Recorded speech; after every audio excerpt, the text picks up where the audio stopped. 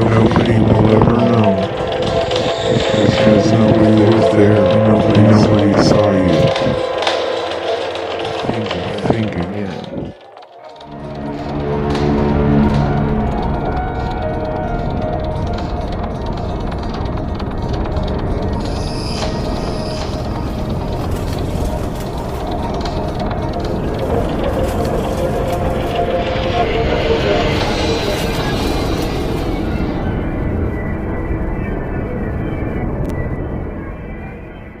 So let's talk about a case that you're working on right now. A one that hits a little closer to home, I should say. And what made you start working on this case, and what has developed in the past few days? Well, I wasn't living here at the time that this happened, but I moved back probably about 2 years after. And Jennifer's been missing since 5/5/2005, which is my oldest daughter's birthday is May 5th, and Jennifer is just shy of a year older than me. And so they were bringing attention to the case, for anniversary date reasons. And so I decided to look into this again. Even though I live in the same town as the people that are mentioned here, I never knew any of them. And I just know from personal experience the lack of help that I've gotten with the Reno Sparks Police. And it's really discouraging that you grow up and you think certain things, and you would think that when you need help from police, they're going to help you and basically do the same things that you see on TV, like just the basics. And they've never done just the basics for me. They didn't do the basics in Jennifer's case that I know of.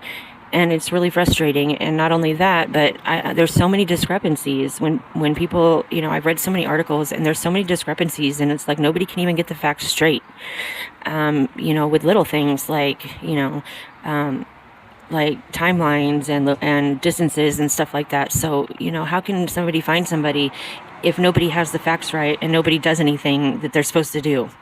So, I'm not trying to point fingers at anybody. I'm just, I want to help the mother, because there's certain things that I picked up on and certain things that I know that I, am offering my help, because dealing with a narcissist is very difficult, and I've done it. And I've done it when I've had to deal with a narcissist and with police involved, and it's so hard. And nothing ever came to my rescue either. And it's been a difficult 5 years for me with my stuff. So although it's not nearly the same magnitude, I can still sympathize and empathize and know what a little bit how what the mom's going through, and I'm offering my help, trying to bring some things to light for her, and just get facts straight. And I'm not here to point fingers. I'm just here to help the mom and Jennifer. So you stated that you did a reading on this case several years ago, and what came of that? What happened during that time with that reading? I had just learned about my abilities, and so I was just practicing, and came across this case and asked the Pendulum if Jennifer was alive, and unfortunately it said no. And so the last known location was, the taxi place. And so I asked the Pendulum where she went from there. And it was quite a while ago, but I do remember that it went from there to the general area of where her house was at the time. And I had no clue until recently what that address was. So I was kind of in shock about that. You said that you reached out to the mother a few days ago, right? So how has that been going? How have you guys been conversating, and what has transpired since you've been talking to the mother? Well, I really feel for her, and she's such a cool lady. and I was a little bit bummed to find out she doesn't live near me. But at any rate, I reached out to her on Facebook and was kind of surprised that she messaged me back fairly quickly, because I've done a lot of cases, and there's, 90% of the time I don't hear back from people. So it's a little bit nerve-wracking and bums me out. But so yeah, she messaged me back, and we've been talking for about a week now, and things are going good. And I think I'm hoping to put into perspective for her what she's been going through, because Jennifer's ex-husband, I believe, in my opinion, is very narcissistic, and like the really high up there on the scale. And I believe he's been able to manipulate a lot of people regarding this case, and so all the way up to where people make decisions. So it's been really stressful for her, as you can imagine. So, what happened that day? What do we know happened with Jennifer and Sean that day? And you said that you had done several readings and pendulum readings, and how did those turn out? What do you make of it all? So Jennifer leaves one night and walks to the Pendulum Casino, which, from an interview with her mom, that was not normal of her. They might have been fighting or whatever. It was kind of late, I think 11:30 or so. And then she is seen at the Pendulum Casino with a gentleman, and she didn't have any money, and I guess he was buying her drinks. And then she catches a cab to her mother's cab company.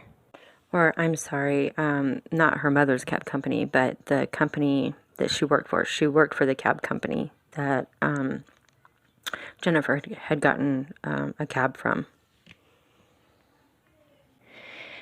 And I read somewhere that she didn't have money to pay for the cab, and that's probably why she went by there first.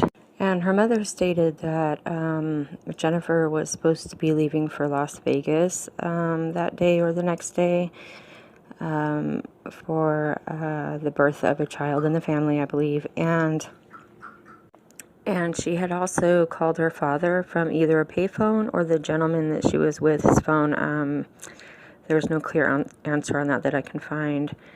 And had called her father, stating that she needed to come, or, was talking about coming to Las Vegas, because I'm guessing that's where he is, or maybe not. And he could tell that she was intoxicated, and told her to go home, and, you're intoxicated, call me later type thing. And so she hung up. And so her mother believes that she may have gone to the cab company looking for her, because she was kind of disoriented and probably didn't really know what time it was and this and that. But her mother wasn't working at that time. So she had some stuff going on, and her mother was not there. And so I guess she got spooked and ran out of the building and hopped the fence, and in the meantime broke her high heels and left them behind. And at this point, I believe it was like 5:30 in the morning, and nobody knows where she went after that.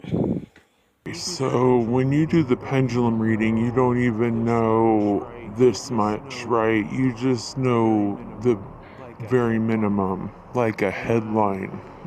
And you do the pendulum reading, and what does your pendulum reading show as her movements?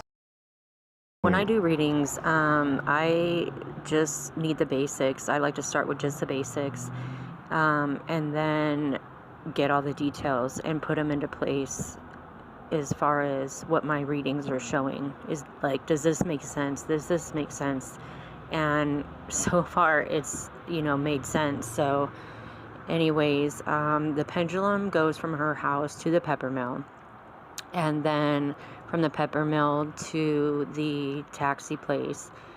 And then from the taxi place, it goes back to the pepper mill and then back to her house. And then it shows that she goes in and out of the house several times, and then to the backyard and stops in the backyard. Okay, so this is where I want to talk about the chain of events that transpired when she went missing. Now,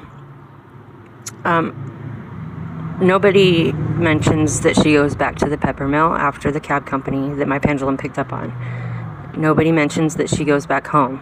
All anybody knows is that she was last seen at the cab company. Now, I'm not sure she went back to the pepper mill. I asked her mom why she would go back, and she said that she probably just walked that direction to cut off,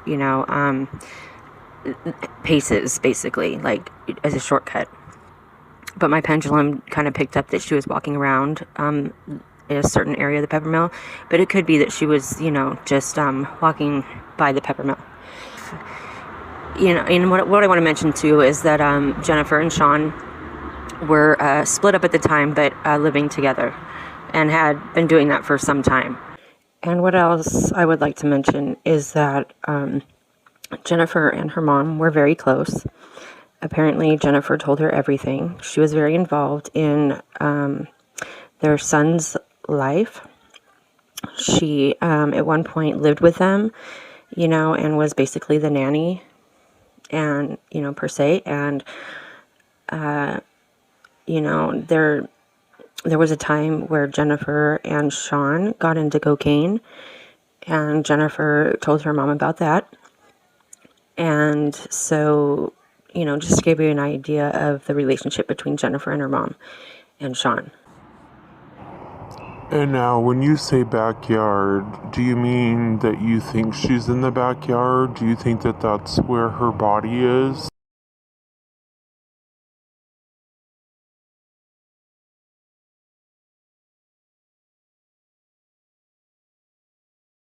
Can you elaborate on that information? Well, I actually had not gotten that far in the conversation with her mother before she had messaged me quite a lengthy text stating that because the anniversary of the case,